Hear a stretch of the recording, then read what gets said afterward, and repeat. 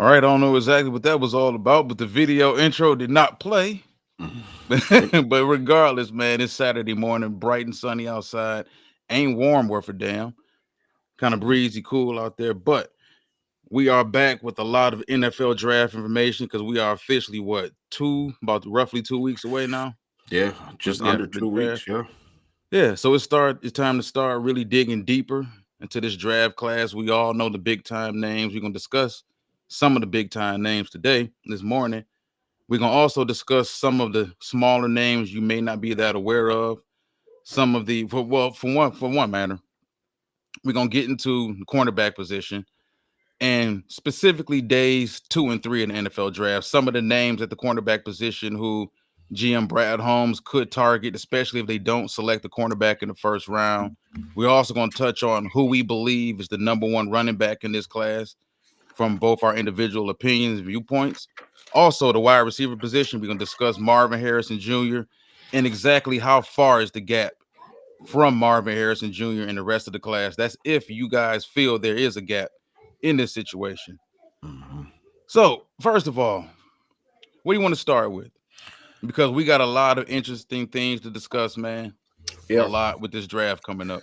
Yeah, yeah. First of all, I mean, when you get to a point, when you're this close into it's draft time, everybody's jockeying for position, as far as who want to get the real story, the real break on like who's the next great quarterback right now. We see it with JJ McCarthy, you know what I'm saying? We see him really um, you know, pushing that narrative, pushing Drake May, pushing, and rightfully so. I mean, everybody has their own camp, so I guess that they're, you see the top 30 visits. I think Kool-Aid McKinstry did meet with the Lions this week, so everybody from the top prospect in this draft to day two prospect or day three, you know what I'm saying? Walt, they're making their rounds. All the teams right now are doing their due diligence. You know what I'm saying? They're doing their background checks, doing everything,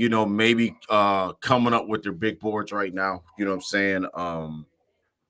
Coming up with players that right now that they feel that could be there when it's their time. Maybe it's teams behind the scenes trying to make trades, trying to see if they can move up a couple spots. Or I think once you get into maybe the final week, Walt, I think that a lot of teams kind of know where the first 7 or 8 picks are going to go, unless something crazy happens on draft night. We've seen it actually the last couple of years, even with our team, you know what I'm saying? The last couple of drafts, man, where somebody is gonna, I think, taking 2 or 3 4 5 quarterbacks in the first 7 picks could be very, it could happen this year. I think that this out of every year, everybody goes crazy in quarterback talk. You know what I'm saying? And we know, Caleb Williams is the class of this draft talent wise. There's no disputing that in my opinion. And after that, you got a bunch of other guys, whether it's Jaden Daniels, whether it's Drake May, whether it's J.J. McCarthy, whether Bo Nix, who it's still, this not a quarterback show. I still don't get like the hate for Bo Nix at all. As I think Bo Nix is a pride. Whoever drafts Bo Nix gonna have a quarterback, man. I just truly believe that. But yeah, getting into this, cornerback talk.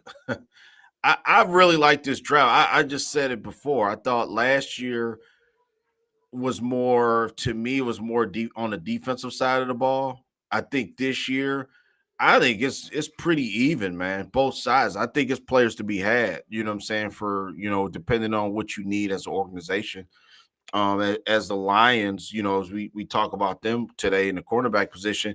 Listen, the top 3 or 4 guys, you probably won't be able to get them, man. Because I think that they're, what is, speaking of like Quinyon Mitchell, I have him number one on my board, man, over Terrion Arnold. I think he's a damn hellraiser. I think whoever takes Quinyon Mitchell is gonna have him a damn a football player for the next year that could just I just think that he's like the guy that you can just know that he's when the minute he steps out there, he's gonna have it together, Walt. To me, I think cornerback and receiver are like two of the most scariest positions to draft, other than quarterback, obviously. Because it's hard, man. It's very hard to get to be a cornerback and make an immediate impact. We rarely see it. You know what I'm saying in NFL. You know, when you get guys like Sauce Gardner who came and just kicked the door in. On the competition. You don't see that very often. You know what I'm saying? You don't see guys like I was just remembering guys that I wanted last year. What's the kid from Georgia, Darion Kendrick? I remember I was real high on him. Keely Ringo. Kid Kaylee Ringo. I mean, not saying these guys are not good players, but man, they haven't really made an impact, and it's not nothing against them. It's just, man, it's hard. It's hard unless you're an outlier unicorn. Yeah.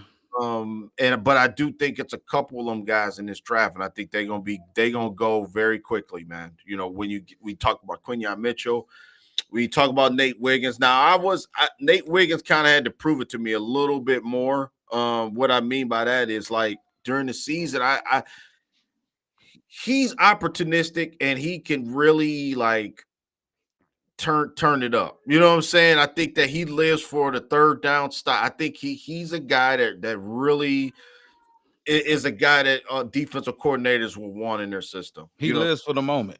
Yeah, I love Nate Wiggins. Whether it's coming up and run support, it's making a big time interception. Yeah. He's a corner that lives for the big moment, doesn't shy away from the big moment, and most importantly, he has the confidence and he has the skill set. Yeah, hell yeah. And then the 4.28 just really. Yeah. That's I want my corners to be 4.4 and quicker. That's just me. I mean, you shouldn't even want to play cornerback in this league anymore. Well, at least not on the boundary. Yeah, if you can't run a 4.4, I don't even want to look at you, man. I mean, that's just how I feel. I mean, because I think that the talent. Look at the receivers in our division. Christian Watson, he can run. Justin Jefferson, a burner. You know what I'm saying? Jordan Addison. Yeah, it was DJ Moore. Yeah. Oh man, Jordan Addison was a nightmare. You know what I'm saying? And then you figured Chicago is probably going to take. They're going to take Caleb Williams, but they're probably going to take a receiver too. You know what I mean? To go with, it's only right that they do that. So if you're the Lions, man, you want to combat everything that the other teams are doing in your division, man, just so you can have some man. Because look at what Chicago did. And remember that what was that during the holidays when we played the Bears, and they, like you said, they took advantage of Jordan Addison. Just was a nightmare to guard, man. We didn't have the quickness on the outside to stay with him. So I think for me, well, if I just rate it, I would say Quinyon Mitchell, Nate Wiggins. I like Terrion Arnold. I really like him. Terrion Arnold third. I'm putting Kool-Aid fourth, but man, the Kool-Aid slander is real. I think that at the beginning of the season, if you would have told me we would have had a chance to get Kool-Aid, like before this college season started, Walt, you know what I'm saying? Coming into this season, I would say, man, yeah. I would take that. Now, it's other guys I would take over him. Kyrie Jackson from Oregon, I really like him. I think that he's 6'4", though. I don't know how quick he runs a 4.5. I don't know if Kyrie Jackson will be able to have the quickness, a lot of movement, the twitch to be able to keep up. You know what I'm saying? Off initial attack. Oddly enough, he had, I think, was it the fifth best at the combine? I think he had the fifth best 10-yard split, which I'm gonna get into that in a little while when I get to breaking it down. But yeah, guy, he had the 42. I mean, a 4.5 for a corner that's 6'3". That's damn good. A 4.5 for 6'3", considering his length. He's 6'4". Yeah, long. And then too, Walt, that's the new. I think that's the new body type in that position. I think you're gonna have to be a guy who can run, man, and can stretch and can do some different things. A guy that's really, you asked me who would I think would be a day two guy. I think that was a really good question. Just a couple guys I got. Enos Rakestraw. I wasn't a fan at first because I really didn't really watch a lot of Missouri football, so I had to kind of go back and kind of look at what his deal was, why he was being talked about at 5'11", 183.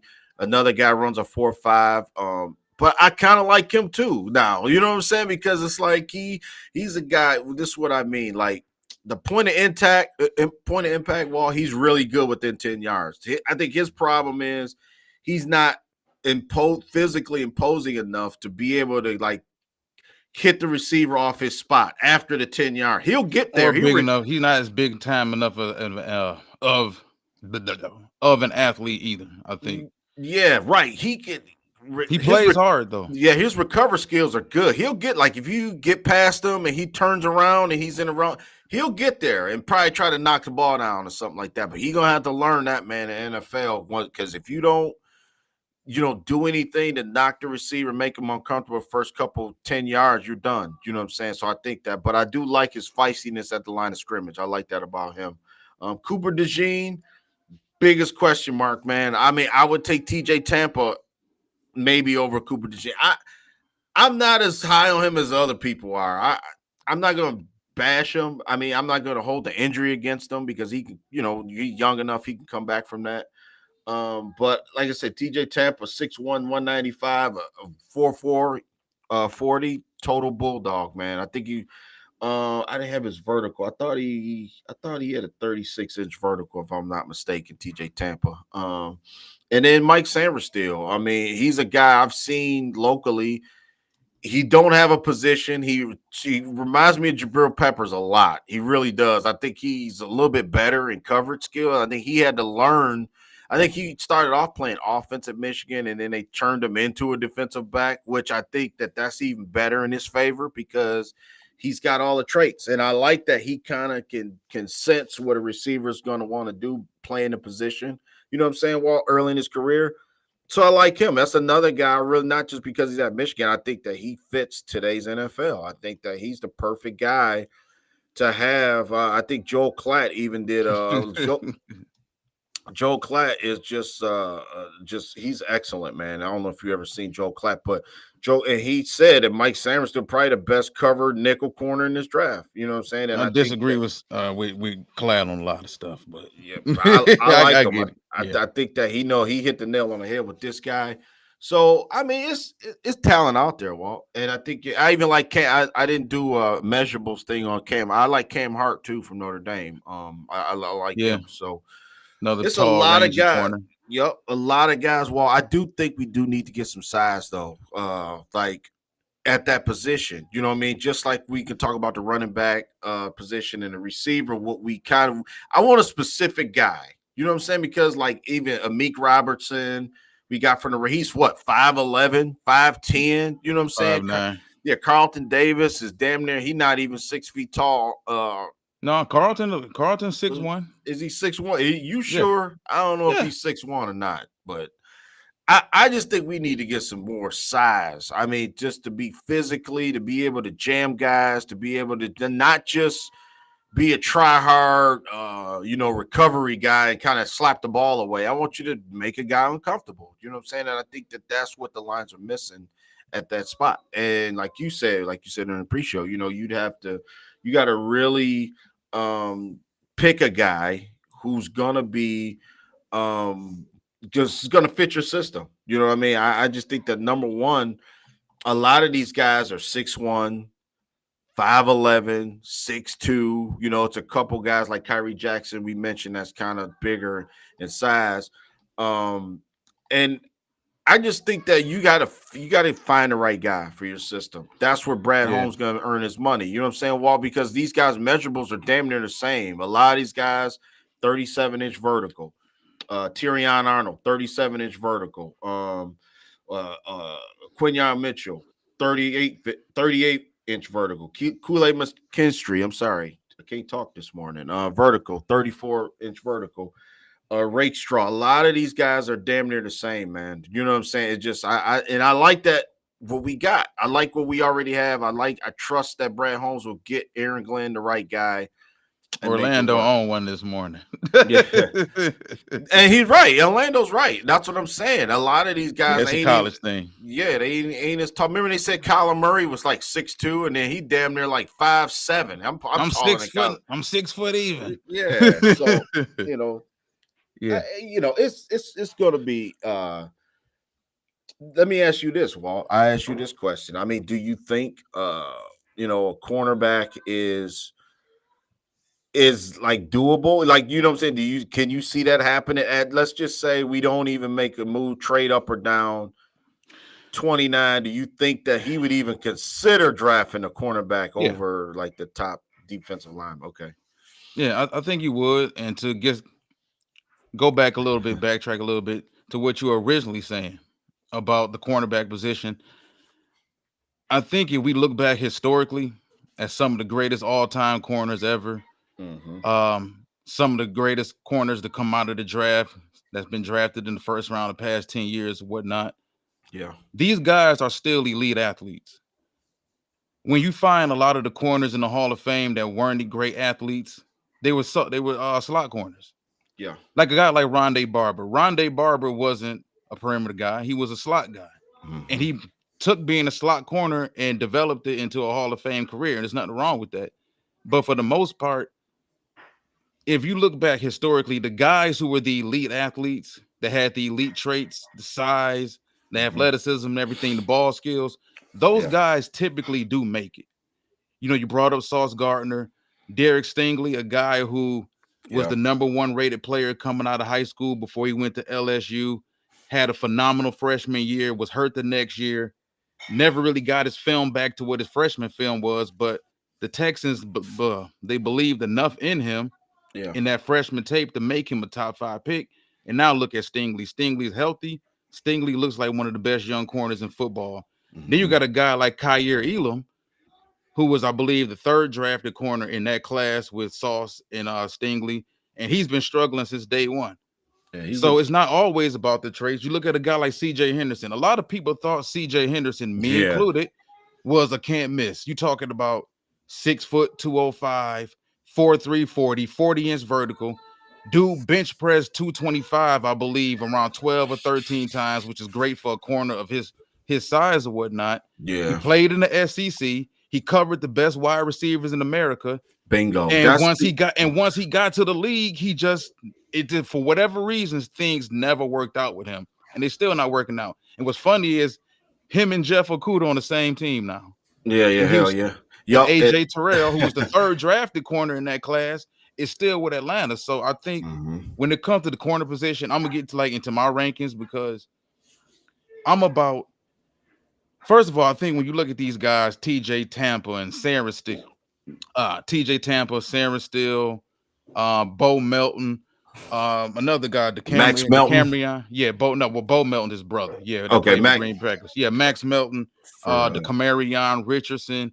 There's a lot of guys. It all depends on what type of system you play because I think as fans, we got to realize too, we see these guys get drafted, and some of these guys are cover 3 corners, some of them are cover 2 corners, yeah. some of them are better when they can actually keep their eyes on the quarterback and play with their back to the secondary. Yeah. Some guys are guys you can throw out there on the perimeter and say, you know what, erase this guy. It depends on what you're looking for. Me personally, I'm still into the traits. I need corners who can play man. I don't need corners who are just zone corners. And when I look at this class, Quinyon Mitchell, you and I agree. You talking about the short area quickness, the straight line speed, the makeup speed, the size, the wingspan, the ball skills, Mm-hmm. the way he went to the Senior Bowl and competed against guys he had never seen before a day in his life. Yeah, he a nightmare, man. He was, Yeah. to me, he was hands down the best. Nate Wiggins, another guy, got the confidence, got the Mondo skill set, the speed, the aggressiveness, and the run support. Now you can look at him and say, I don't like his size. I don't like what some of the stories were about him when he first got to Clemson, but that Clemson staff says since day one, since he got there, he consistently improved. A guy that had a few immaturity issues for that matter, but they say he's all set to go now. I got Bo Melton as my third corner, and I think he's the third corner simply because 5'11", 195, borderline Ooh. 200 pounds. You talking about a dude who's a big time athlete, 40.5-inch vertical, 4'3", 40. You're looking at the three cone, You're looking at the 10-yard split. He played mainly man Yeah. at Rutgers. He can play on the outside. He can play in the slot. To me, if he went to Alabama, people would give him more love. And I think people are giving those Bama boys this year too much love. When I look at Terrion Arnold, when you go back and you watch the film, first of all, he got exposed at the combine, the lack of athleticism. But to me, he was exposed by LSU.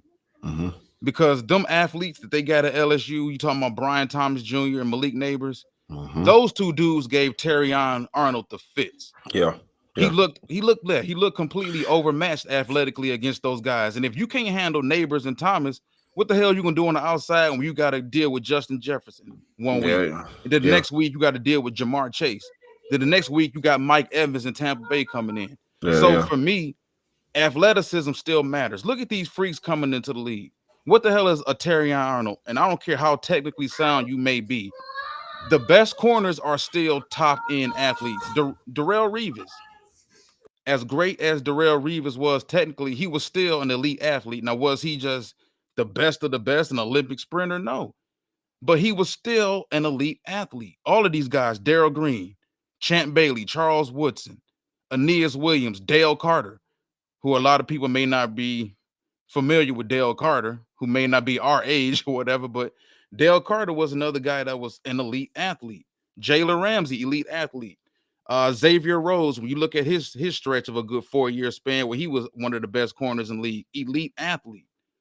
It's just how it is, man. You have to be that on the outside now. I don't care how technically sound you are. If you're not athletically gifted, there's not a damn thing you doing with DK Metcalf. There's not. Or Calvin Johnson for that matter. Julio Jones is. These receivers keep getting bigger and more athletic and more explosive. So you need corners who are also in that same realm. That's why I'm not high on Terrion Arnold. I think Arnold has been overhyped all season. I think he's a slot corner. There's a lot of Lions fans that want Arnold at 29. I think you're silly unless you want Terrion Arnold as a slot and that's it. Because if you're going to draft Terrion Arnold simply because he's an Alabama corner and everybody assumes Alabama corners are big time athletes and they're this, they're that, you're going to be sadly mistaken. Another corner, DeCarrion, was it? I want to make sure I pronounce his name correctly. DeCamarion Richardson of Mississippi State. Now, what I think he has going against him, Emmanuel Forbes coming out of Mississippi State a year ago was around the same kind of, height, 6'2". I think Forbes measured in at 177 at the combine, though. So he was about 6, 7 pounds, even lighter than Richardson. But Richardson is, even though they ran relatively the same 40 time, 4.34 to 4.37, I believe, he's a guy who's better in coverage, more sticky in coverage. His change of direction is way better than what Forbes was. And I was a guy, I think, because I had Forbes rated as my number 2 corner last year behind Christian Gonzalez. And I was a guy, I admit it, I got caught up in the straight line speed. But that straight line speed didn't really mean much because at the end of the day, I do what do too. teams do? Yeah. Yeah, I like they, the they, speed, man. I they like the got speed. physical. Yeah, yeah, yep. And I think Now, that doesn't mean he can't improve on his rookie year, but, it's just, I think the cornerback position is still a position of, first of all, what type of coverage, what type of scheme do you run? yeah, Are you mainly a cover 3 team? Because most teams are running more cover 3 zone now. Are you a guy that plays better with your back to the football? Are you a guy that plays better with everything in front of you? You can read the quarterback, you can read the hmm motions, you can yeah, read everything. That's yeah. a guy That's like Jarvis Brown-Lee, who I know you was y'all going to bring love for up. Louisville. Oh Yeah, he's a man, guy that that's better with his yes, face when he's facing the quarterback. yes. And I think, like you said, Walt, I think we do need a smart football player with with instincts like that. I just don't it seem like that's what we lacking? You know what I'm saying? Just think about it. We got guys who can tackle, sure tacklers. I'm big on make the play if you dare tackle, get them down, that type of thing. But it seemed like the games that the Lions had trouble and and they didn't start out the gate well. Games that we actually lost last year was teams jumped on us at the receiver position. They couldn't run the ball. Think about it, they couldn't run the ball on us. So those games where we were kind of indecisive, I think in the cornerback play is like that was our biggest downfall. And I think when we get into the question, how important is a cornerback? I think it is, but I think you got to be careful because for everybody that wants a corner, he better damn be ready to play. I mean, in my opinion, I don't think that I've been saying it for the last year now. You don't These need a OCs will baptize you. yeah, That's right. what Yeah, is hard about being a corner in the league it's because if when hard, you when man. you the new guy, when you the new guy, these OCs they gonna seek you out and they relentless. They have Yeah, no remorse. If they can destroy you every week, they will. Look what happened to Cam Sutton. Once yeah, teams saw, so he's not good at this and he's not mhm, good at that, yeah, and we got a number one. Let's torch his ass. And right, that's what they're gonna do to you every single week. And I think that's why a lot of corners is mental with a lot of these corners. right, We've seen right. so many corners that had the athleticism, the skills, but look at Okuda. Okuda got burnt so much early, even before the injury. I think his confidence was shot, Yep, messed his head and up. he just Right, never recovered from it. right. And a lot of these guys, like I think Jeremy just said it. He said English Rake Straw's overrated. And I thought that too. I agree with Jeremy. I thought that too at first. Before I seen, now I had to go back. I really did have to go back and see. Now I get it. It's easy to pump your chest, and it's easy to hold up the number one finger when you playing Abilene Christian, you know what I'm saying, with no quarterback, and you stopping a guy who will never even play, D1 football, that type of thing. So I get it. I do, and I think you hit on a very good point, Walt. The last point you was making about when you are. I think the talent you go against makes you better. I really do believe that. That's why I like Kyrie Jackson. That's why I like you said, Nate Wiggins. I like a couple guys because when you got world class offenses, and you're playing like the Pac-12, everybody laugh at them. At least I do sometimes. Like it's not a real conference, but they do specialize in offense. You know what I'm saying? And I do think that you can't play corner for none of those teams if you at least have some quickness. You know what I'm saying, or some ball skills. You're not gonna play cornerback out there. So Not at that's this day and age. I Like understand it's age, just but being Lincoln real about it. Riley, yeah, Lincoln Yeah. Riley out there. We with Chip Kelly with UCLA this year, even though he's gone now. But I'm just saying, like the offense they was running, and Lincoln Riley come from Oklahoma, coming to USC. You got Oregon, who was lethal. It's always better to play against better competition. And I think if anybody that's the only thing you might can question Quinyon Mitchell, because you could say, well, they have athletes in that conference. They have, guys that can play at receiver, He but played Ohio State. I mean, coming from was it the yeah, MAC? Yeah, at Toledo. So yeah, coming from the MAC, you're going to play some big time competition. Not necessarily in that conference, but from yeah. time to time, you're gonna play your Michigans. You're gonna play your Yeah, Ohio they play States. Michigan this year. Yeah, yeah, Yeah. yeah, yeah. So, yeah, so that's all I'm saying. I mean, I won't question it because I've seen enough to see. I've seen enough of Quinyon Mitchell to know that this guy, he a ball player, man. Stuff like that. So, it's almost like I said, a lot of these guys are built the same. A lot of these guys are the same makeup in some areas. Some of them are a little bit more athletic than others. I, I, Yeah. I really do think, man. I like you said. Well, I think That's why I more than like Melton so much. yeah, Melton more. reminds me a lot of Jair Alexander. Yep, Then yep. when you look at his background, brother went to Rutgers, plays for the Green Bay Packers. I think his mom went to Rutgers, dad went to Rutgers.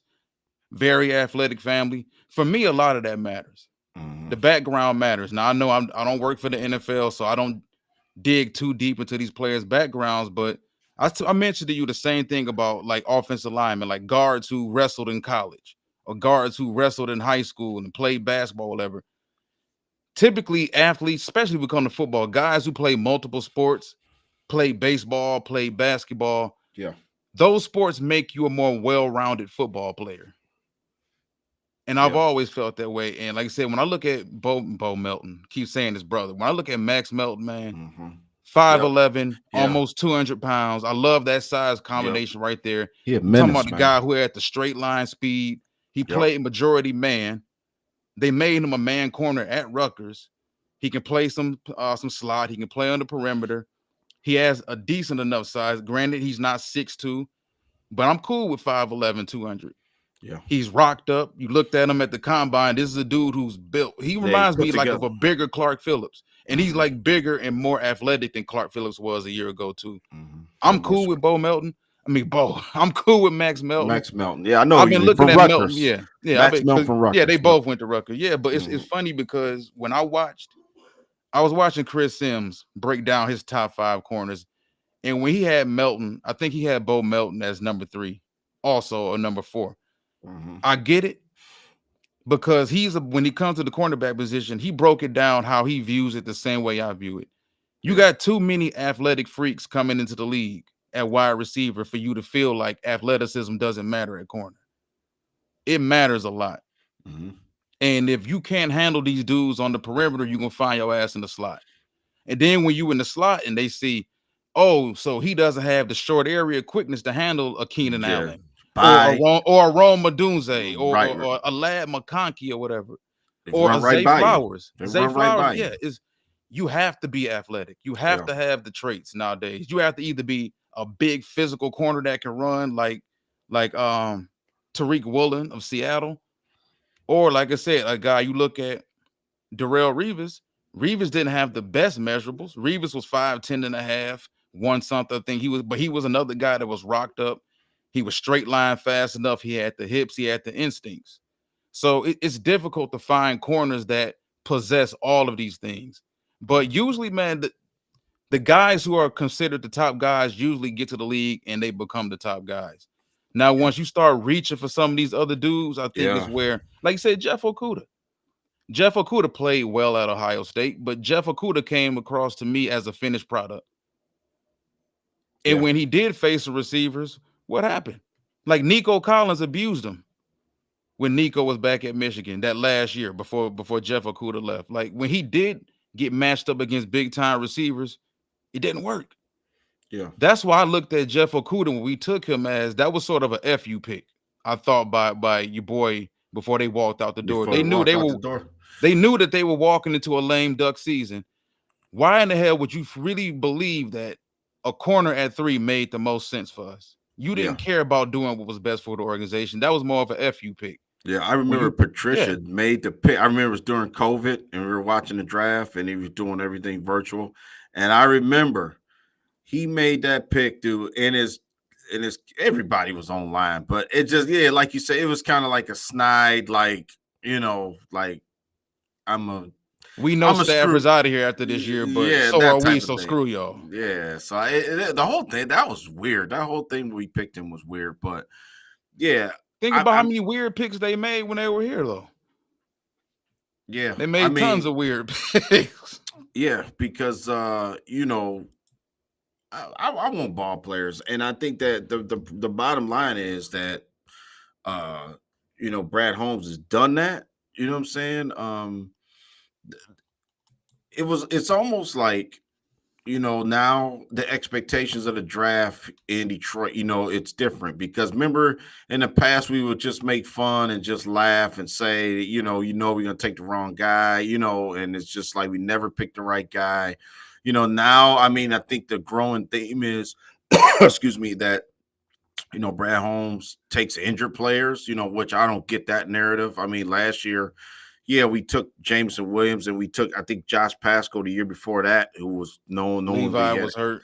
had hurt knowingly. And Levi Onwuzurike. And two, I mean, I you gotta still bring that up because technically, if you keep in score, those players really haven't really panned out yet. I mean, Josh Pascal's made some flashes, you know what I'm saying? And remember, we even said that how I think the direction he goes in the draft, especially early, is going to determine how he feels about Josh Pascal. How does he feel about James Houston, man? Levi Onwuzurike, even Marcus Davenport. Remember, we brought back Kendall Vildor this week. You know what I'm saying? I mean, I don't know. I mean, I'm not going to say we're not going to draft a cornerback now, or we're not going to draft a defensive lineman, like a guy like. Let's go into the defensive part of it. Well, the defensive lineman slash linebackers, however you want to put it. But a guy like I had it written down, Brian Murphy. I was looking for Brian Murphy from Texas. I mean, Brian Murphy is like just like Tavon. Sweat is like the more dominant run stopper, but I think Brian Murphy's a guy like you can get sacks out of him. You can get quarterback pressures out of him with his hand in the dirt, that type of thing. So you would so the line any Lions elitists would say, well, why would you take Byron Murphy when you got, took Broderick Martin, we signed DJ Reader, I'm saying, Different free agency. players. Different play. That's what I'm saying. But what I'm getting at is people that don't know, they would say, well, why would you take that guy? And this is why, because I think he's a difference maker. Like last year, he's my Miles Murphy from last year from Clemson. I think wound up going to Cincinnati, I think.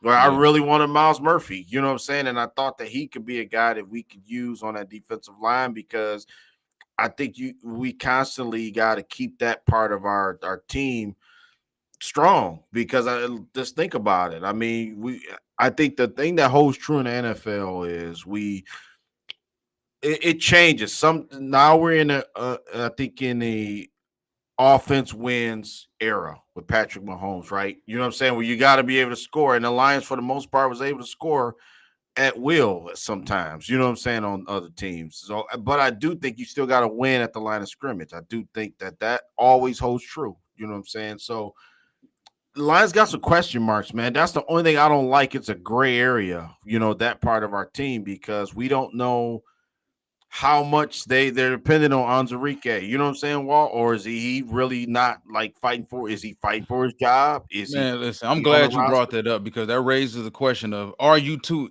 It gets to a point where I understand, and it's not just football, it's like with anything in life. Sometimes you can be loyal to a fault.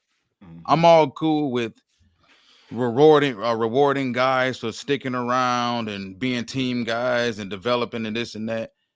But you have to make sure you don't reach a point in time where you're just bringing guys back because you like them, simply because they're your guys. Um, Jeremy brought up a point about, what is it? Here you go. Says 22 of 23 draft picks still on the roster. Only one non is that Chase Lucas. Mm-hmm. That's understandable, but how many of those guys are like big time impact players? Because Levi is one of those guys. He's one of those 22 and he's done nothing. Pascal is one of those guys. Depending on how much production you expected out of him coming out of Kentucky We've and how seen healthy flashes. yeah, I mean, we've seen Flashes. flashes, but That, to yeah. me, Josh is a rotational guy. And I like Josh. I like Josh Pascal coming out of Kentucky. Me too. But I Yeah. never believed Josh Pascal was going to be some big time pass rusher, some big time run stopper. He's a guy like similar to Quiddy Pay. I could play some three tech depending on who the guard is and what the blocking scheme is. If there's any duo going on, Josh is washed out. Mm-hmm. That's period. I can Yeah. play a little bit of four tech. You can line me up over some tackles.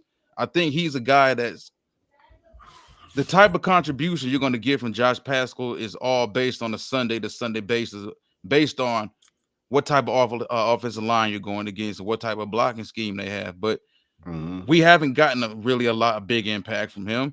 Aleem McNeil's been a good player, Mm-hmm. but would I put Aleem McNeil in the conversation as elite or even maybe one of the 10 best defensive tackles in football? I don't know.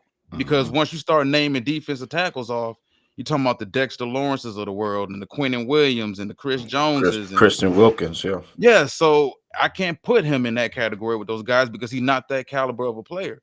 So I don't think it's enough to just have guys that stuck around on the roster, because sticking around the roster doesn't mean they earned it. It just Mm-hmm. means you chose to either not upgrade from those players or you just really like your guys. You want to keep your guys around. But if we just keeping it 100 about the 22 of the 23 guys Brad Holmes has drafted, big impact. St. Mm-hmm. Brown, big impact. Sam Laporta, big impact. Panay Sewell. Jameer Gibbs. Yeah. Yeah, Jameer Gibbs. These are Mm-hmm. first round picks. Like Panay Sewell was a generational talent coming out of high school. St. Brown had no damn business being drafted where he was drafted. Branch had no business being drafted where he was drafted. Branch was a first round talent. Mm-hmm. Yeah. But it's not like we just got 22 big time players. We got some guys that can play. But I mean, if those 22 or 23 guys were that high level, we wouldn't be sitting here right now as Lions fans discussing how do we get more big time players? How do we Yeah. get cornerstone players? Yeah. Because this defense especially still needs some type of difference makers. And that's what I've been saying, Walt, from the start. You look at this draft. How many picks we got? Can you pull that up? Just look on your side. How many draft? I just want to know how many draft as we stand now with no trades or anything yet. You know what I'm saying?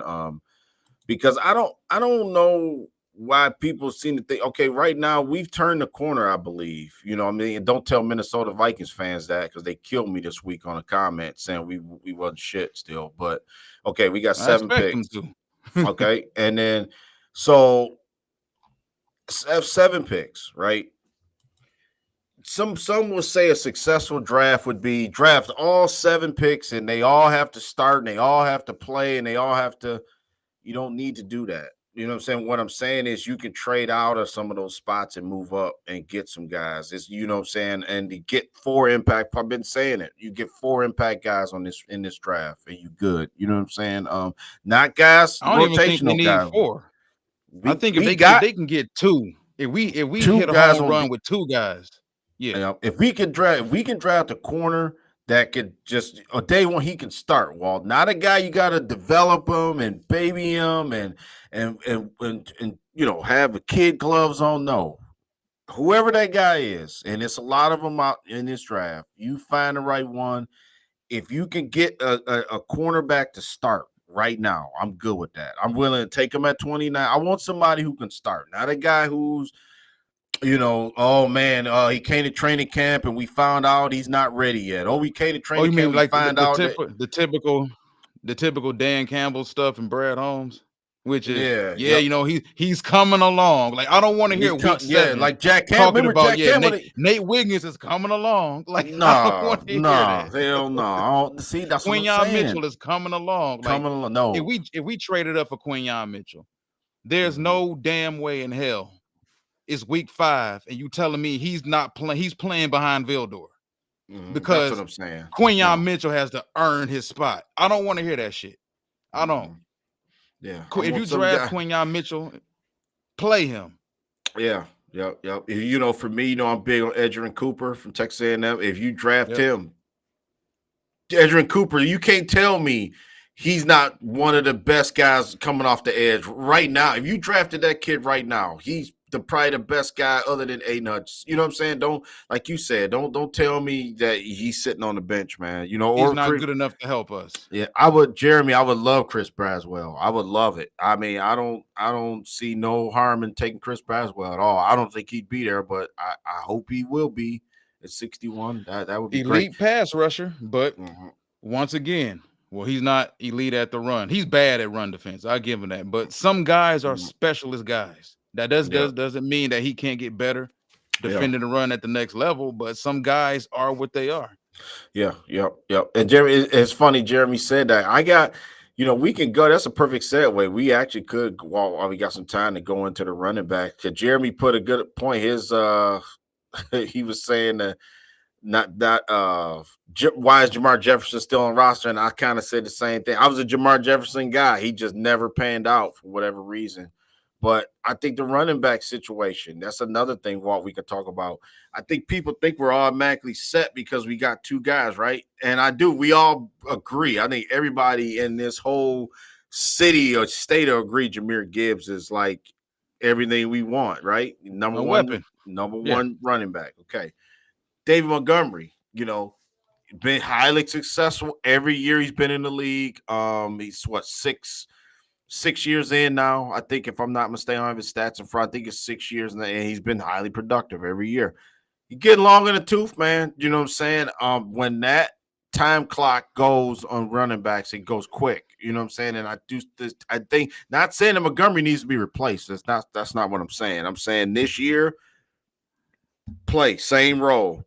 Remember, we signed him for 2 years. We got him one more year. I do think you need to replenish another back in that spot, man. A third running back, maybe a platoon member. Injuries happen. We might need a guy that might have to shoulder the load with Gibbs, or if Gibbs misses some time, maybe to bring another guy in with Montgomery. I'm saying, and all due respect to Craig Reynolds, God bless him. You know what I'm saying? But I want another guy there, man, that I could use. You know what I'm saying? Young legs. I think we do. I think we can all agree. I think, well, me and you walk kind of agreed a little bit during the pre-show that we need a guy that's bigger in stature. You know what I'm saying? I used the AJ Dillon comparison to the Packers. We got a great offensive line. Like you said, Kevin Zeitler is going to be a welcome addition, I think, to this team for next year. And we need to keep that. Remember, the strongest our offensive line and our running back situation is, better Jared Goff's going to be, and you need to have that tight. That's the strength of our team. So, I got some guys as far as running back goes. I think this is a running back can be. I think you could take any back you want. I think that's how wide open it is, because I don't think a running back's going in the first 2 rounds. Maybe I don't. Whoa, I don't see a whoa! talent like I that. think no. I think they definitely. There's about probably three that'll go in a second, depending on. I think there's teams like the Chiefs who could be looking for a more well-rounded, explosive back, because now you're talking about we're still in the prime of we're in the prime. I think Mahomes is still in the prime of his career. As much as I think Pacheco's a good player. Going back to when he came out, when they drafted him, I said that he was eventually going to become the starter over Clyde Edwards-Helaire. People thought I was crazy. Oh, he was a 7th-round pick. You really think a 7th-round pick is going to beat out Helaire?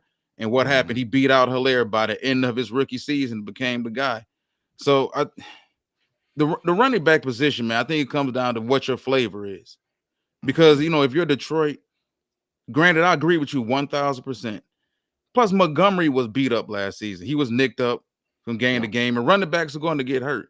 So, yeah, it may sound terrible, but as Lions fans, at the end of the day, it's a business.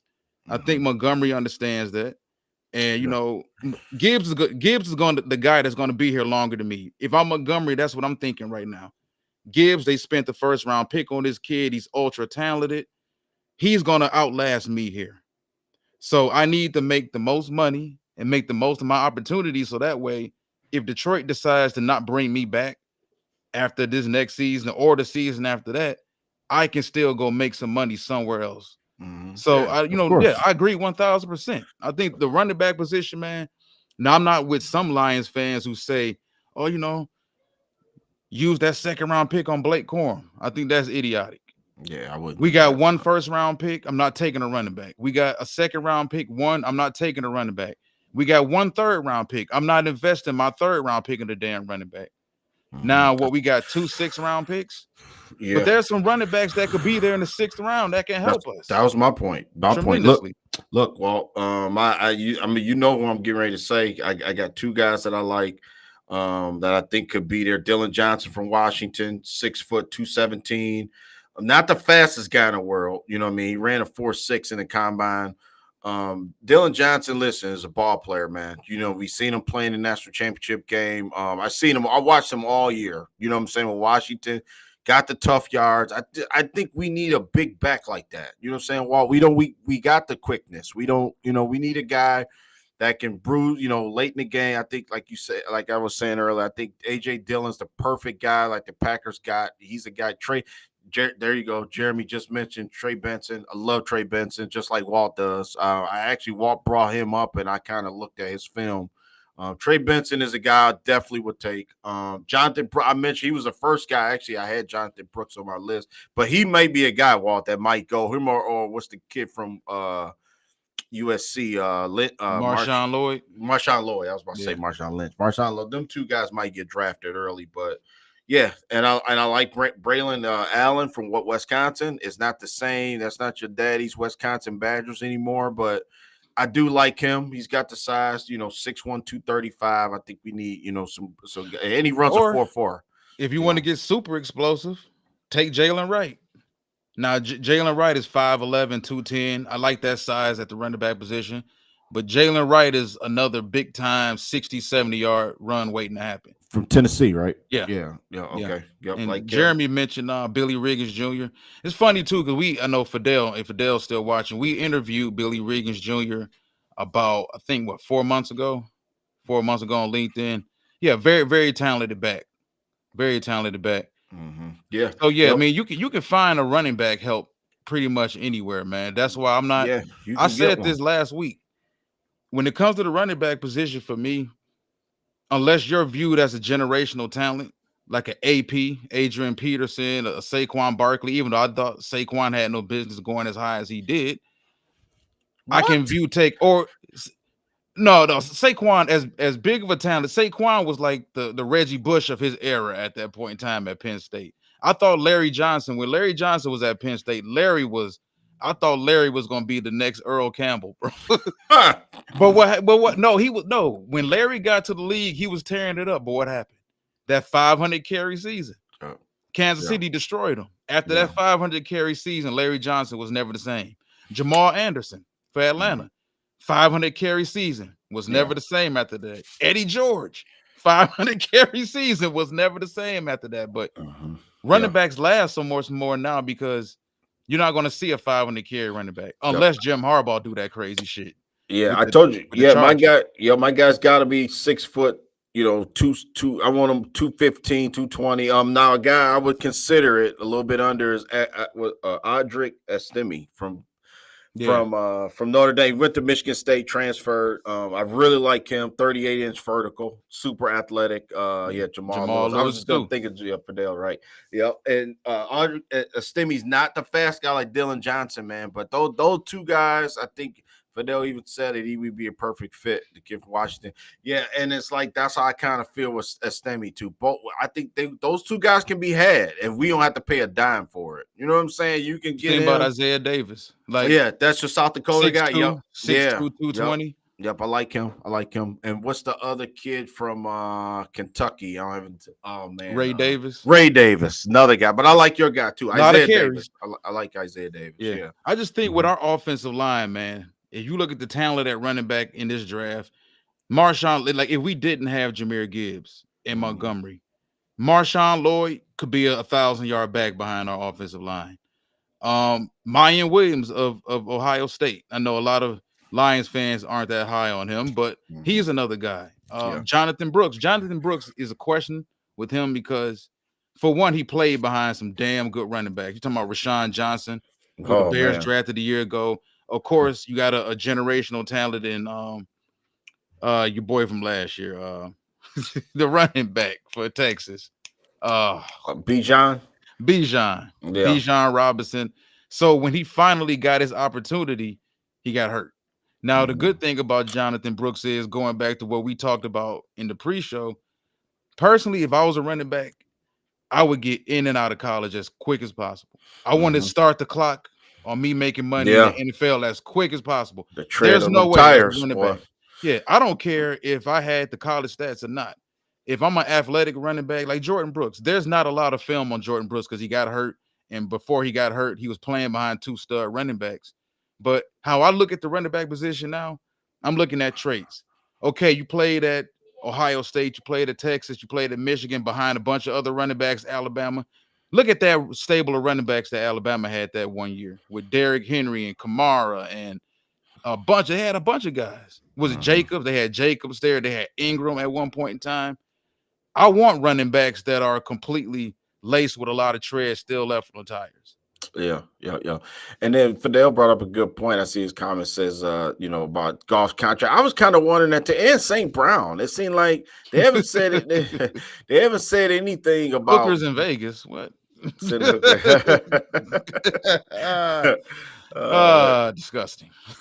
so you know what I'm saying? Well, they haven't said anything about St. Brown or golf. You know what I'm saying? Contract. I was thinking you were gonna kind of hear some traction on that, and they haven't said anything. So they hold that real tight to the vest. And I think that, to bring up Hendon Hooker, I think that that's like taboo around here. You know what I'm saying?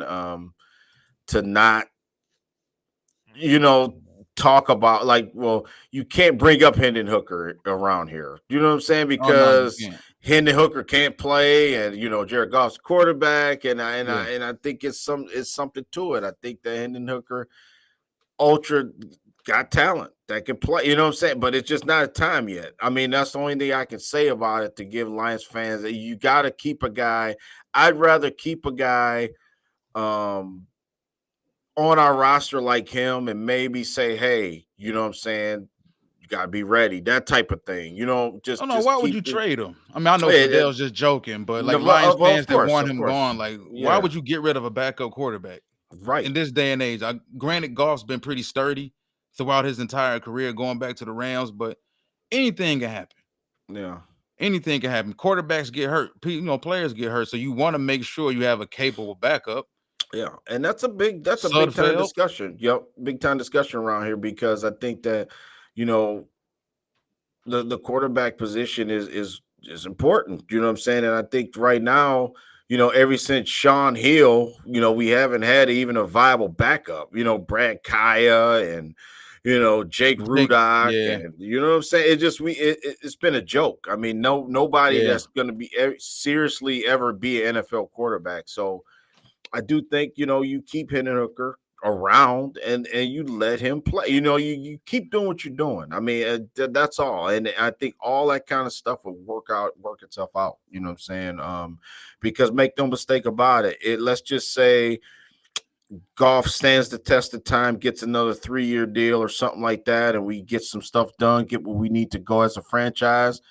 And when it's time, I believe Hooker will get a shot. You know what I mean? I don't think it's like a disrespect to him or anything. First of all, he was like coming out of college and he was hurt. Exactly. He was coming back and he last year was the rehab year. I think now this year could be really like Hooker can focus on ball and plays No, and he's good now. Remember, with he his he tore receivers. his because what Yeah. Jameson tore his ACL in the national championship game, I think, Yeah.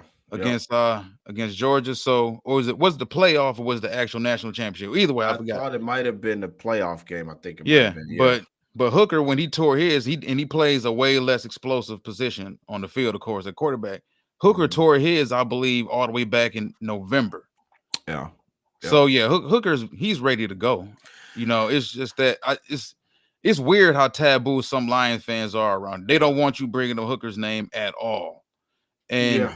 you should welcome the guy because if Golf gets hurt, whether we talking about a broken thumb, a torn ACL, a nagging rib injury, anything, it's football. Players Mhm. get hurt, anything can happen. Yeah. You don't want to root against your backup quarterback. And if you're a Lions fan, you should be putting the success of the organization and the team ahead of your own biases. Yeah. I don't care who's the quarterback. I just want to win. I don't care if Goff gets hurt and Hooker comes in and has some Kurt Warner type magical ride. I'm cool with that. I just want to Mhm. win. But we have to have a capable backup because Sudfeld isn't it. He's been proven to not be it. So you should want to. And Jeremy brought up a valid point about wanting to see how Hooker looks this preseason. How much do you need to see from Hooker Mhm. this or Right. this Right. preseason? Like, how much should he play? I want to see. No, that's a very good question. Well, that's the next thing I was gonna say. For me, the next step for Hendon Hooker is like you said, preseason. He should be in there. You know what I'm saying? He should be in there. He should be playing. I think Nate Sudfeld's still on the roster too. Like you said, Goff's not going to play, but yeah, that's the next. Remember, we didn't see Hendon Hooker at all last year, so I think the next step, you know, with his development is he's going to be out there with maybe the Antoine Greens of the world, you know what I'm saying, it's Shane Zylstra's in preseason maybe, and I want to see see what he does, you know what I'm saying. So yeah, so it's always a good thing to have another quarterback in your system. Yeah. um yeah, we talk about, oh yeah, running back, I mean receivers. I got it right here, Walt. So how You big is the gap? Because we about to get a lot of mhm, varied opinions on this between Marvin Harrison Jr. If you feel there's a gap from Marvin mhm. Harrison Jr. and everybody else, and if there is, how big of a gap is it? Yeah, very good question. Well, oh man, I hope I don't get killed for this. I really don't. But I think it ain't that big. I mean, I don't think that. I think Marvin Harrison is the most talented, of course. You know what I'm saying? Like you said, just look at the DNA, just look at the bloodline, just look at you, just that alone. Like, okay, because somebody brought up the question, like, how can you say that about him? But then when I bring up Brendan Rice, Jerry Rice's son, you don't say the same thing about him. Very good question. I think that, like you said, I think you made a very good point during the pre-show, was saying that they been grooming him since he was 7. Marvin Harrison Jr., you know what I'm saying, to be an NFL receiver at this spot. Same thing with Jay Rice. I mean, I'm sure Jay Rice has been grooming his son since he's been, you know what I'm saying, to be a receiver. But the But physical attributes aren't but I there. was there we go. I But was like just that's getting I was common getting sense to it. sometimes, man. Yeah, They not the same player. right. And I think that, Marvin Harrison just got And I given like Rice. talent. I like Brandon Rice too, you know what I'm Yeah. saying? But Yeah, Marvin Harrison is like the gap is far between him and Brandon Rice. I think it's a Yeah, little bit closer. If you was to say him and Adonze, him and Malik Neighbors. I mean, I think Malik Neighbors does some things, but I just think Marvin Harrison is just flat out like the number one guy. You know what I'm saying? That you would want. Lions. I don't think we got no chance to get Marvin Harrison Jr. You know what I'm saying? But Malik Neighbors, Adunze. I like Brian Thomas. I don't think you really high on him like I am. I like Xavier Liggett more than I do the kid from Texas. Not Xavier Worthy. he's a. Mitchell. I just think You know. I think Thomas is damn near a carbon copy of DJ Chark, which is funny because they both went to the same school. They both went to LSU. Mm-hmm. Same exact height, like Yeah. physical profile, 4.3 speed. Both guys were big time physical talents at LSU, but were Mm-hmm. inconsistent as hell. Yeah. Yeah. Now, Thomas hasn't been that injured, but there's been talks about his attitude, his persona. Teams around the league in interviews can't really get a read on him, so they kind of scared off by him because of his personality or whatever. Yeah. I just saw a lot of inconsistencies with Tom as far as the route running, the effort. When you're Mm-hmm. talking about in the run game, Malik Neighbors was out there in the run game doing his thing, blocking. All of them were. He just came across to me as a guy who's kind of hit or miss. And Yes. then for him to be that size, have that vertical and that speed and those ball skills, contested catch wise, he wasn't that consistent either, which was weird for a guy who's 6'3" and jumps the way he jumps and has the catch radius. So, I mean, I think Thomas is decent, but I just think Marvin comes across as the boring prospect. Yeah. He plays like a coach's son, and we talked about in the pre-show Marvin Harrison Jr. and the sit down that him and his son had when they first got to Ohio State. Senior talked about, hey, listen, we've been coaching and grooming Junior since he was 7 years old to be a wide receiver in the NFL. He Mm-hmm. does all of the little nuanced things well as a wide receiver. Remember, Justin Jefferson wasn't physically impressive. And I Mm-hmm. think a lot of people they view Neighbors and other guys as being better than Harrison because, well, Neighbors ran the faster 40, and Harrison didn't run a 40, and he didn't compete in Mm-hmm. any of the athletic drills. But when you watch it on film, Yeah. the little things, the nuances of the route game, when you look at Brian Hartline in Ohio State, there's a reason why those Ohio State boys don't fail when they get to the league. We done seen some LSU boys fail. Mm-hmm. Wide receivers, Kayshawn Boutte is probably the most recent who failed coming out of LSU. We've seen some guys. Your boy that went to the Carolina that hasn't really done much either. Oh, So Terrence Marshall. yeah, Terrace Marshall. But Mm-hmm. there's a reason why those Ohio State boys get to the league and they hit the ground running. All of them. Yeah. Because they get challenged. They run a full NFL route tree for damn sure. Brian Mm-hmm. Hartline is one of the best wide receiver coaches in football. Yeah. And when you look at Harrison Jr., I look at the little things. When he runs his comebacks, his curls, everything that brings him back to the quarterback, he reaches out and he plucks the ball consistently. That right there is the difference between an incompletion, a completion, and an interception. When he comes back for the football, he comes back. He doesn't just stand there and wait for the football to come to him. Mm-hmm. He Yeah. works his way back to the football consistently, plucks the ball with his hands, gets upfield, gets moving. I didn't see that from Neighbors consistently. And I for damn sure didn't see that from Brian Thomas. Now, a lot of that had to do with the fact that at LSU, their offense passing wise is predominantly outside the boundary on the perimeter. So you're Correct. not going to see a lot of him doing that. But if we're talking about doing all the little things, he does all of the little things at a high level. And you're talking about the catch radius, and you're talking about the hands, and you're talking about Mm-hmm. the son of an all-time great. Mm-hmm. Now, And I. Brendan Rice is a completely different type of. He's a bulldog.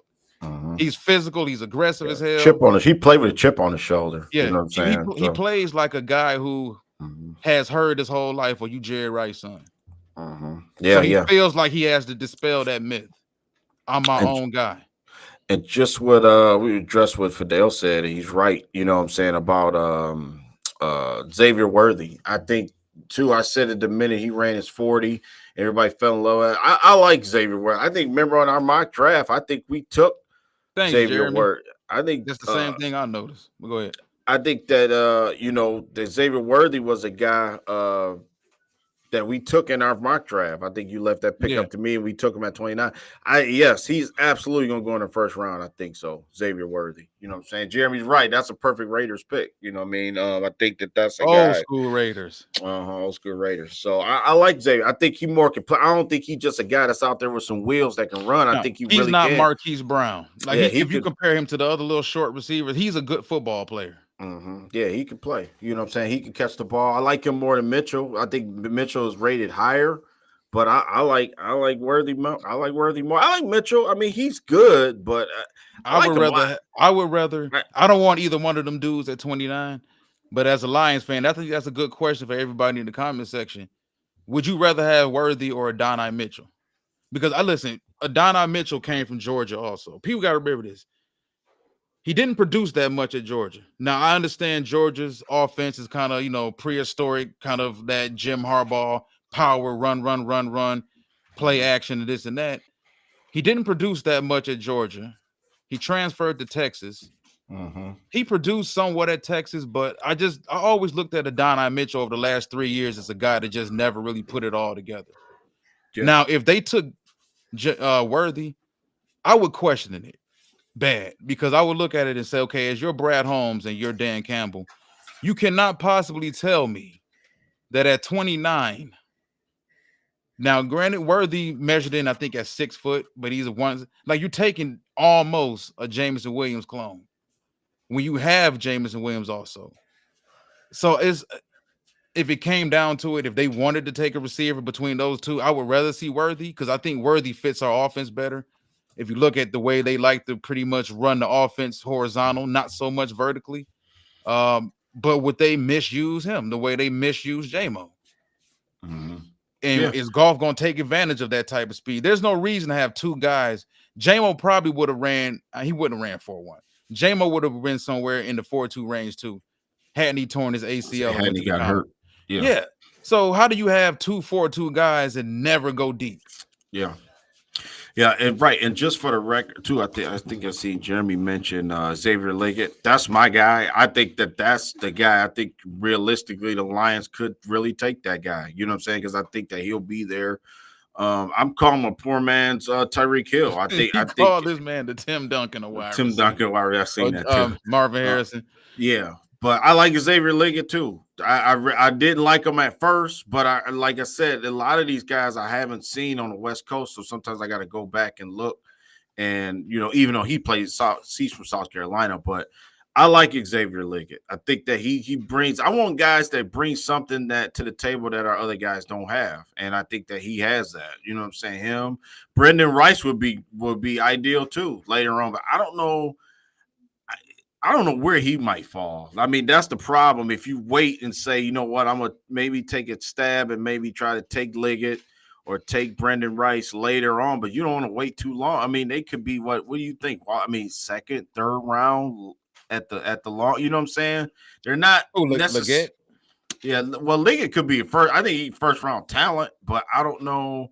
I think with so much emphasis on the high end defensive ends and the quarterbacks.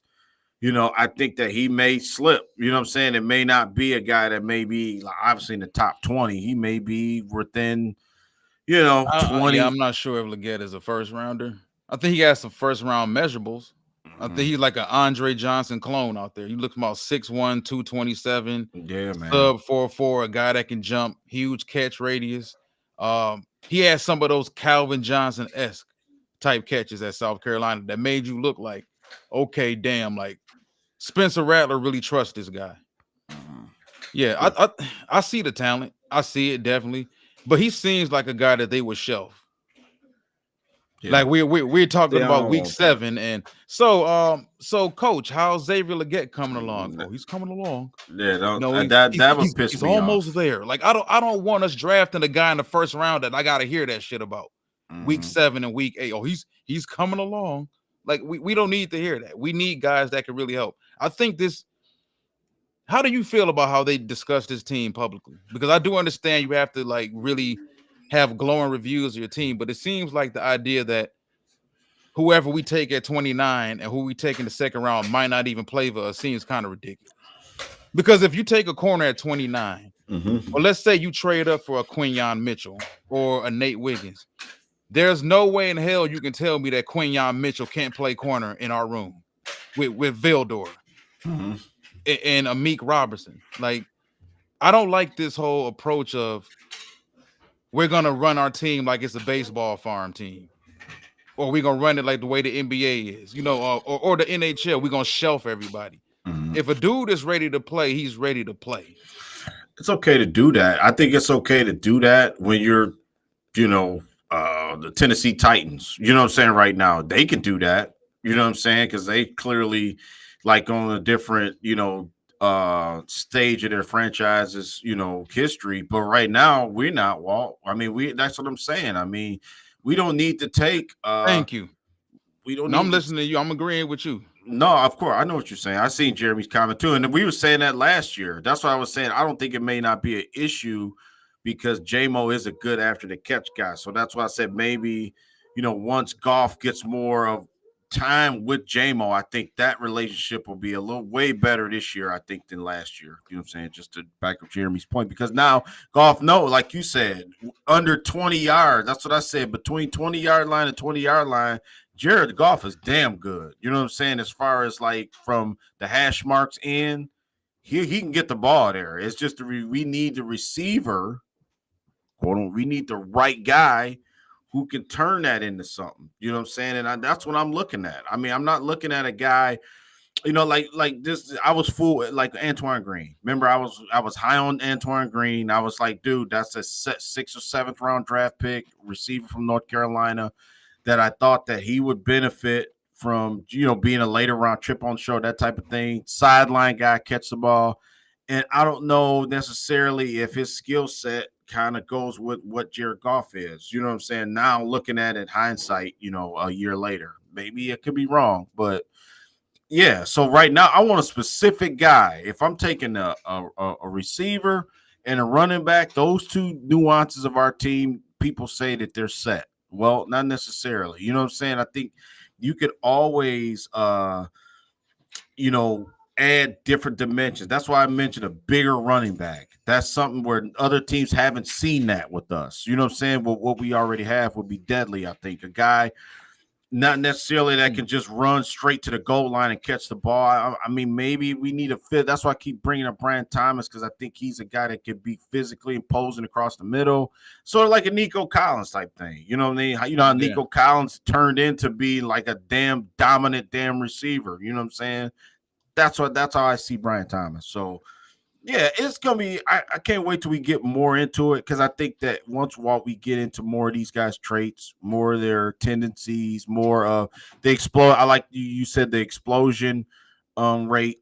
I think that people get a better understanding of what we picking. You know what I'm saying? What we need to pick, or what we're in Yeah. need of as our team. Because I think if I look at the 2023 Detroit Lions, I mean, I would say people look at us and say they're damn good. They're a damn good team. But who's elite on that team?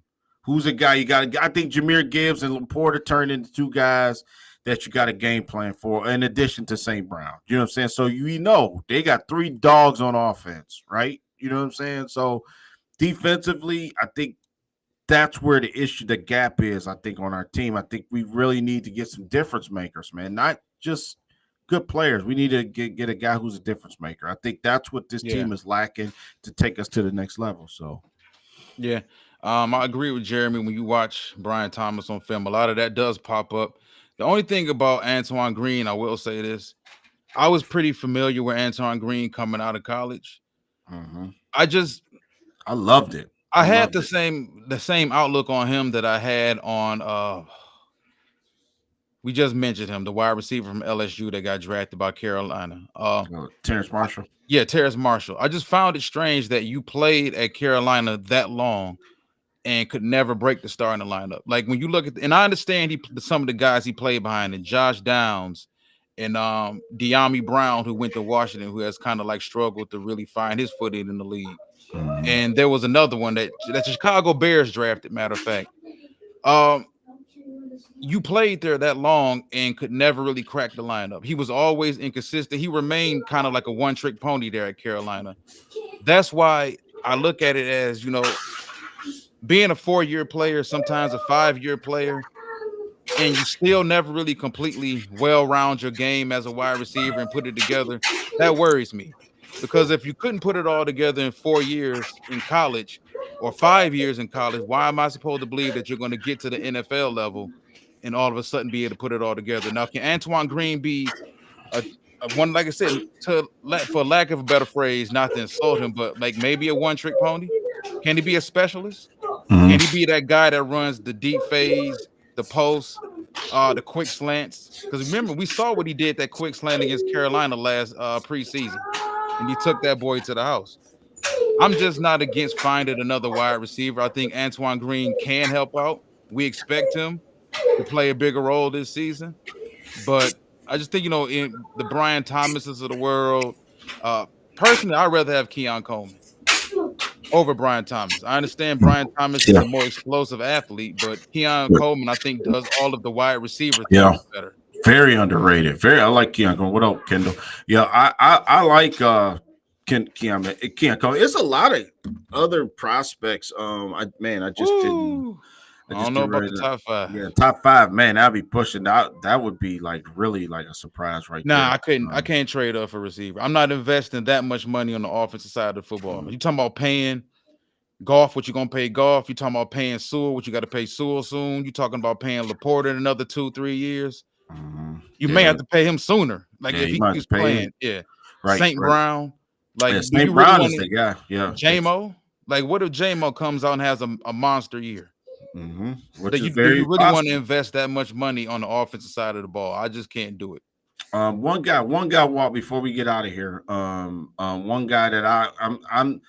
Tell me if I'm wrong. I know we got a lot of football elitists that's watching right now, guys. That's expertise in the draft. That we, first of all, we appreciate all the comments and all you guys are just like experts in the draft. So from Fidel to Jeremy to everybody who watching, right? So tell me if I'm wrong. I mean, I am I the only one that's like not on the Lad McConkey bandwagon? I don't know. I mean, Not in the first round. what does he do? No. What does he do to say like, man, he's a first round receiver? I've heard people say that this week. I mean, not that He I'm gives killing. he gives Jared Goff easier throws. I think that's what they're thinking about. Like he's like having another St. Brown out there to a lesser extent right now. Yeah, because he runs a 4. He now credit.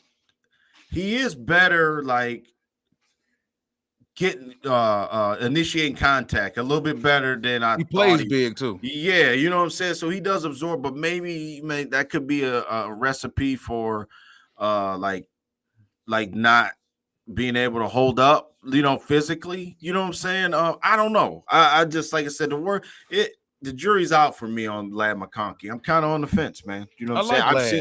I've Not at seen 29, but no, I mean you I've talk seen like him he's mocked to the Chiefs. I've seen him mocked to the yeah. Chiefs a couple times late in the first round. So, No, but not they too had him over some other guys, like what I'm saying, Walt, like taking Xavier Liggett, or they had him over 3 or 4 other guys, which is fine. I mean, you get who for your team. That's number one. I think that trying to grade these guys at cornerbacks. I think the receivers, another position past Marvin Harrison, Malik Neighbors. You're splitting hairs, man. I really do. I think you just have to get the guy for your system. And I think NFL teams do that for the most part. You know what I mean? Last year, we seen that oh man, I can't think of who it was that went.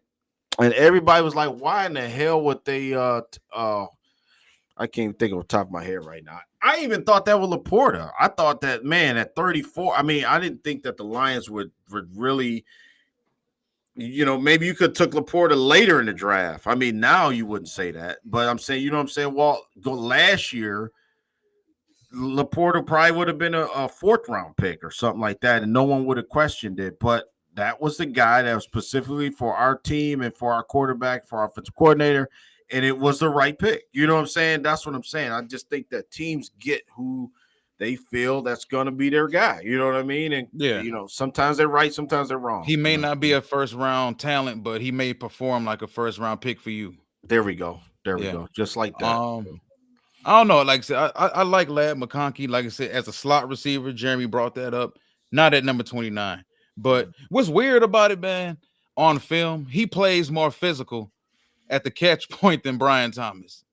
And Brian Thomas is what, 6 inches taller? Yeah, it's 6 inches taller. Like, Brian trying yeah, to get to the end zone though, man. Brian trying to yeah, score. He but it's like thinking I'm getting this ball. I I'm scoring. Period. I get it, but it just shows you how it's not the size of the dog, is the size of the fighting the dog. Like Steve Smith. Steve Smith was Oh probably yeah. the shortest guy. He was at a physical mismatch all the time against the corners he faced, but they were at a heart mismatch against him because Steve Smith was a complete dog. But I remember watching Carson Beck for Georgia throw this guy fades and throw him jump balls at 5'10, and Ladd jumps and comes down with it. So I think when Jeremy brought up Brian Thomas and the lack of physicality at the catch point, the ball skills, that's something you either have or you don't. Right. But you Right. see that in a 5'10" Lad McConkey. You don't really see that consistently from a 6'3" Brian Thomas. So I like him. If we talking about maybe in the third round, depending on what we do at the receiver position early, it's possible. But as far as he also brought up Luke McCaffrey. I'm not a Luke McCaffrey fan at all. I From saw a BYU. dude at the I don't. He's if we comparing white wide receivers, because I'm gonna always compare the white wide receivers. I would rather have Ricky Pearsall. I love Ricky Pearsall from From Florida. Florida. Yeah. I think he goes ahead of Luke. I watched Luke get pushed around a lot at the Senior Bowl against some of them corners. So it's like, okay, you got the height and the weight and long arms, but like when it comes to the competition, that's what I think is so valuable about the Senior Bowl practice for that matter, Yeah. because it's competition. It's a bunch of dogs out there who fighting for NFL spots. Yeah. Yeah. And Yeah. when you go there, that's why I was so big on Quinyon Mitchell. Quinyon Mitchell showed up and he showed out. Oh man, yep, yep, right, right. And like I'm the same way. I do like that competition, that fire, man. That just show like you said, who was the receiver we didn't mention? Javon Baker. I thought Javon Baker Yeah. was great at the Senior Bowl. You know what I'm saying? He was just like, I don't give a damn. My name might not be in lights, but you know what? I got something to go off of out here. You know what I'm saying? Yeah. I'm gonna put my name out there. So, yeah, I mean it's all and for every guy that doesn't like Brian Thomas, and that's cool. You know what I'm saying? I think we all got our difference of opinions, and I think that for me, I mean, I'm just looking at our team through Lions glasses. Number one, I mean, I just look at guys, and I automatically would picture But that's the him thing. If he's an effort playing. guy, does he fit with us? Yeah, That's the key. Like if he's a yeah, guy who that's doesn't true. really fight, That's true. That's true. That's not a Brad Holmes guy. You know what I'm saying? Absolutely. I agree with you on that. Because like you said, you gotta be able to be versatile, number one, to play for this coaching staff. And like you say, it do has to be a level of want dog. to, dog in you. But for every guy like that, we've had some duds too. You know what I'm saying? That hasn't shown me that, at least in the game, maybe in practice. But so next week, I mean, well, this week we get into Big boards. more big board. Big Okay, yeah, boards. because we do big boards. I like big boards. I'm gonna do my first one while I ain't as well versed in it as you. I'm gonna I try my told you first. I got my top 40 prospects for Detroit. I'm Yeah, yeah. still working through. I think I'm at 26 right now. Okay, Working through. I think I'm at 10. So I gotta work on that this week, man, because yeah, it's some talent to be had out here. So Yeah. All right, man. It was great to have everybody join us this Saturday morning. I yeah, love these y'all. Saturday mornings, man. Yep. It's just something about waking up fresh in the morning. Yeah. Making yourself a cup of coffee, black coffee, Yeah. because it gets straight to the brain. I don't need my coffee. I don't need any hazelnut, any vanilla, any I don't sugar drink. cookie. I don't I don't need none of that shit. I ain't a Just give me my coffee guy. coffee black on Yeah, Saturday yeah, for morning. sure. That's what's up. That's But what's up. man, it's great. We're what 2 weeks away from the NFL draft, Yeah. man. Now, We're gonna did do you do big your boards. cue before we get out? Yeah, we gonna do big boards. So you want to come back Sunday? No, not tomorrow. Maybe Monday. We should be Tuesday, able to Monday or Tuesday this week. unveil our big boards, compare our big boards. I know Avery is gonna probably join the Spirit of Detroit. I know he's gonna have his big board, and like I said, I got 40 players. Not saying everybody else got to have 40 players, but we just gonna compare the big boards, and maybe we can get together and put together a Lions Avenue big board that me and you together, how we will rank all of these prospects and players, and how we think they could come off the board depending on how things fall in front of Detroit. Jeremy says, French blend dark roast for me. What brand, man? What brand? I need to know what brand, because I've been buying that expensive ass Seattle's Best coffee. Oh, hell no. Hey man, listen, I just started drinking coffee at the age of 39. So the wife got me hooked on buying that now. So she ain't gonna buy expensive coffee, but I'll buy the expensive coffee. And I like that Seattle's Best, bro. That's some real smooth coffee. Get us some promotion. Seattle's Best, Detroit Lions Avenue. Welcome to Detroit, where we drink like we from Seattle.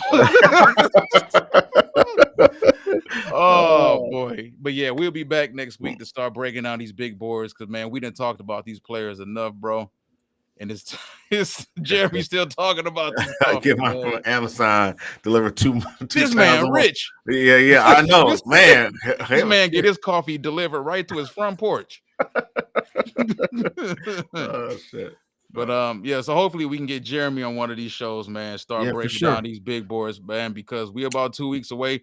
I'm getting to a point now, the way I normally am, 2 weeks away from the draft every year, where I'm sick and tired of talking about this. I know you just want to start hearing a lot of stupid stuff in the media. That's what I'm saying.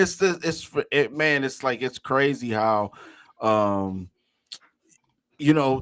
people just and granted, all these players got different camps, and their camps is putting stuff against the wall and see if it sticks, right? And seeing if anybody people starting just throwing rumors out there. I heard somebody put out there a rumor, because anybody on not TV, but on social media can create a graphic and put a caption on it talking about the Lions trading up for Jaden Daniels. Yeah. Like it's crazy. People are just bored right now, so we're hearing a lot of stupid stuff. But we see, a lot of construction, and everybody, they build, the draft is here in Detroit this year, which is super exciting. You know what I'm saying? I plan to, go, my family, we plan to go at least a Saturday for sure. I know it's going to be like the 4th through 7th round. I'm going to try to get down there Friday if I can for day 2.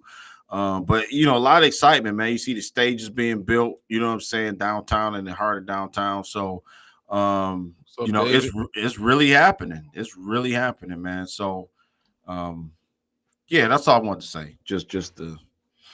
Yeah. Well, 2 weeks closer to the NFL draft. Next week is going to be fun. We're going to start jumping into these big boards, ranking these players in the order that we would take them if they came off the board. Because at some point in time, you got to realize when he gets to pick 29, if Brad Holmes plans on staying put, not moving up, not moving back, we got to start figuring out how these guys fit in: safety, guard, tackle, wide receiver, cornerback for that matter, and all these good spots. But till next time, peace. Lions up, one pride.